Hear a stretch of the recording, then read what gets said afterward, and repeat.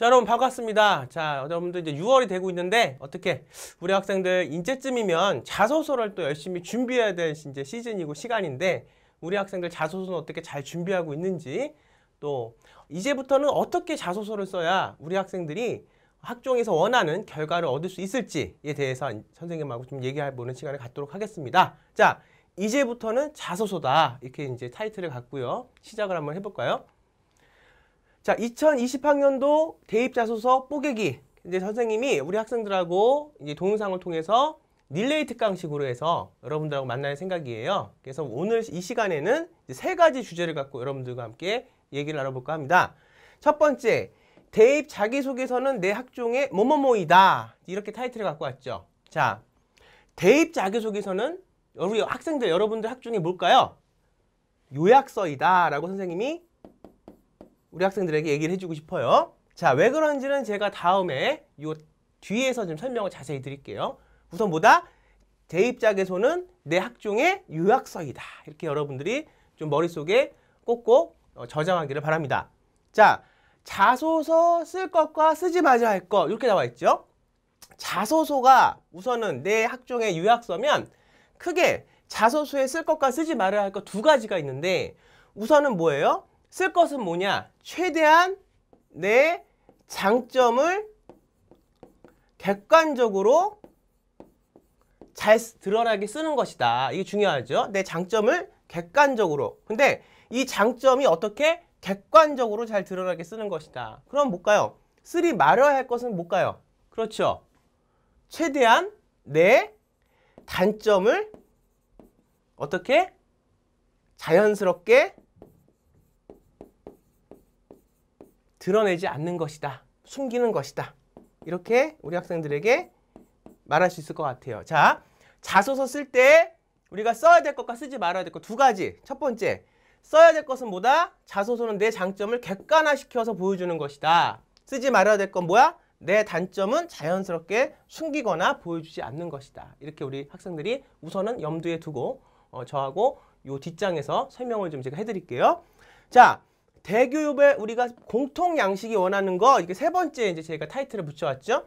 우리 자기소개서 우리 대교육 공통 양식을 한번 같이 봐볼까요? 자, 보면은 자기소개서라고 돼 있고 1번, 2번, 3번, 4번 이렇게 있는데 오늘은 제가 이제 한 샘플로 고려대학교 자기소개서를 갖고 왔는데 1번, 2번, 3번은 우리가 대교육 공통 양식이라 그래서 어느 대학이나 똑같은 질문의 문제를 갖고 학생들한테 물어봅니다. 자소서에서.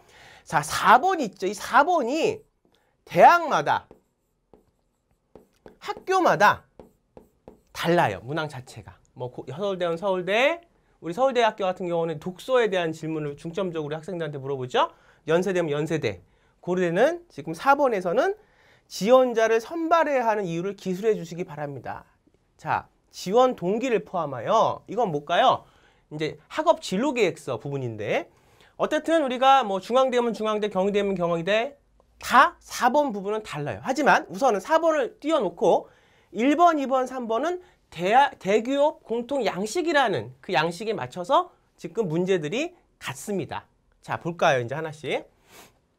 1번 보면 고등학교 재학기간 중 학업에 기울인 노력과 되어 있어요. 근데 어느 학업에 기울인 노력과 또 학습 경험을 통해 어떤 거? 경험을 통해 무슨 경험? 학습 경험을 통해 배우고 느낀 점을 중심으로 기술해 주시기 바랍니다. 이렇게 되어 있죠. 띄어쓰기 천자 이내로 띄어쓰기 포함해서 천자 이내로. 자, 그러면 1번의 포인트는 뭐냐? 이제 우리가 첫 시간에는 선생님이 자소서의 포인트를 설명해 드릴게요. 우리가 좀 전에 자기소개서에 써야 될 것은 장점을 객관화해서 쓰는 거고 자기소개서 쓰지 말아야 할 것은 여러분들이 어떤 거? 단점에 대해서는 좀 숨겨라 이렇게 얘기를 했죠. 자, 1번은 학업에 기울인 노력이에요. 우리가 학업이라는 건 어떤 겁니까? 학업. 여러분들이 교과 시간에 배웠던 내용들이죠. 우리가 국어도 배우고 수학도 배우고 영어도 배우죠. 그런데 그러면 이 학업에 대한 어떤 여러분들의 경험을 어떻게 써야 될까요? 그냥 쓰면 될까요? 내가 간호과를 간다? 혹은 의예과를 지원한다? 이렇게 됐을 때 혹은 국문학과를 지원한다? 우리는 수많은 학업의 영역들이 있습니다. 과목들이 있죠. 거기서 어떤 거를 어떻게 매칭을 시켜서 될까가 중요합니다. 자, 우리가 의예과나 간호과를 들어간다 그랬을 때는 어떻게? 우리가 관련되어 있는 생물이나 화학이나 과학이나 이런 부분들을 여러분들 배울 거예요. 이과생들은 이런 이과적인 부분들을 좀 더 자세하게 배울 거고, 문과생들은 이과생들보다는 과목 수가 좀 더 줄 것입니다. 하지만 어쨌든 우리가 과에 관련되어 있는 과목과 첫 번째 매칭을 시키는 것이 중요하다. 뭐라고? 과에 관련되어 있는 것과 매칭을 시키는 게 중요하다. 그러면 나는 국어를 참 좋아하고 국어에서 의미가 있었는데, 내가 생각하기에는 학업에 기울인 노력과 학습 경험이, 나는 의예과를 갈 건데 뭐 국어에 대한 걸 쓰면 안 됩니까? 혹은 영어에 대한 걸 쓰면 안 됩니까? 자, 이런 질문을 저한테 우리 학생들과 학부모님들이 하실 수 있죠. 물론 써도 됩니다. 근데 우선은 제가 기본부터 설명해 드릴게요. 우선 우리가 기본을 알고 그 다음에 응용을 하자고요. 알겠죠? 우선 기본을 오늘 이 시간에 설명해 드릴게요. 간호과나 의예과를 우리가 넣는 학생들은 생물이나 화학이나 과학 부분에서 찾는다. 근데 여기서 또 한 가지 우리 퀘스천, 질문이 뭐냐? 그런데 제가 의예과나 간호학과를 가고 싶긴 한데 제가 성적이 생물이나 화학이나 과학에서 성적이 그다지 좋은 성적이 아닙니다. 저는 오히려 국어나 영어에서 성적이 참 좋아요. 이런 학생들도 있죠. 근데 우선은요, 여기서 뭐라 그랬습니까? 자, 고등학교 재학기간 중 학업에 기울인 노력과 학습 경험이에요. 여기서는 성적이 좋아서 혹은 성적이 나빠서를 물어보는 게 아니라 우리 학생들이 학업에 기울인 노력과 학습 경험입니다. 그러니까 우선은 내가 3등급이야. 뭐가? 과학이 3등급이야. 혹은 내가 생물이 4등급이야. 근데 나는 지금 의예과를 가야 되니까 생물에 대해서 써야 되는데 4등급이니까 아, 이거 큰일 났다. 등급수가 이렇게 안 나오는데 내가 이걸 과연 쓸 수 있을까? 여기에 대한 고민은 여러분들이 안 하셔도 됩니다. 물론 내가 가고자 하는 학과와 매칭이 되는 의미가 있는 과목의 성적이 1등급이나 2등급 정도 나오면 좋겠지만, 그렇다고 해서 내가 성적이 3, 4등급이 나온다고 해서 이걸 못 쓰는 건 아닙니다. 자, 그래서 첫 번째, 우선은 내가 가고자 하는 학과 결부시켜라. 국문학과면 우리가 당연히 국어에 대한 성적, 국어에 대한 내용이죠. 성적보다는 내용.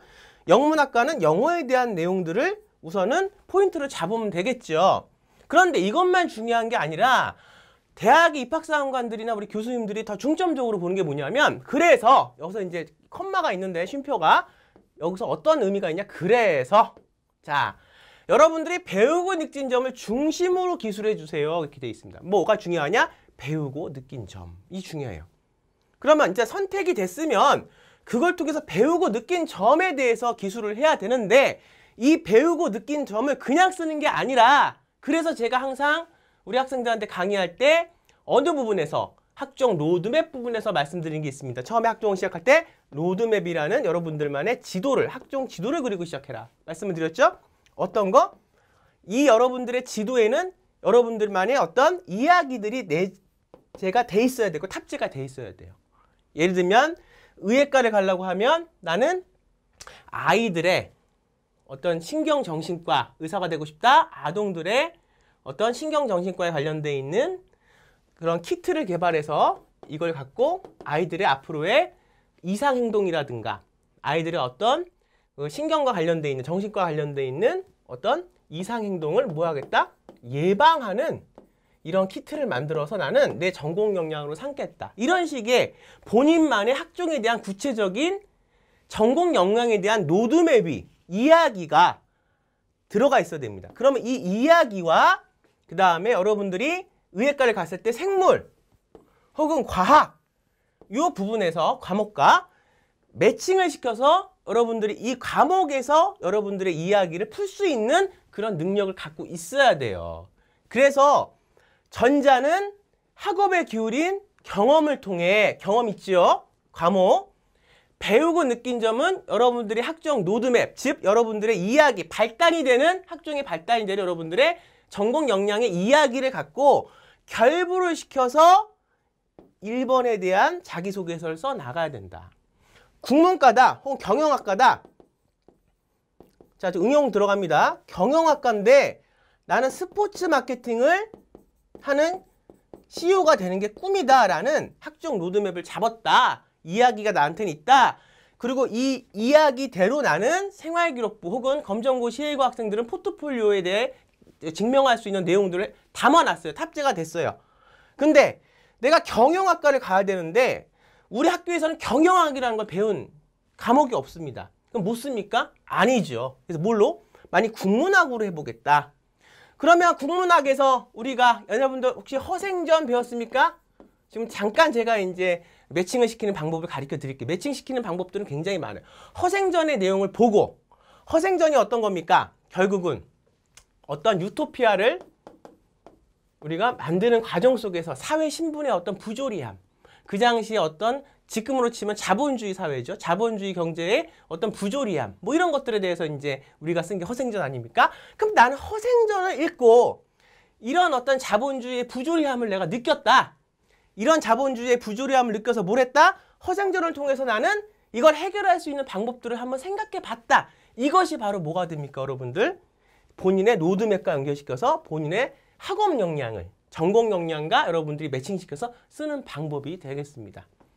자, 그래서 우선은 기본이 여러분들이 착실하게 아시고, 그 다음에 그 기본이 여러분들이 이해가 가시고, 이제 그 기본을 여러분들이 받아들여서 여러분들 생계부나 혹은 검정고 시외고 학생들의 어떤 포트폴리오에 증빙서류에 넣을 수 있는 능력이 되면 그땐 제가 뭘 가르쳐 드릴 거냐? 그걸 응용하는 방법을 가르쳐 드리겠습니다. 그래서 자소서 1번은 자, 어떻다?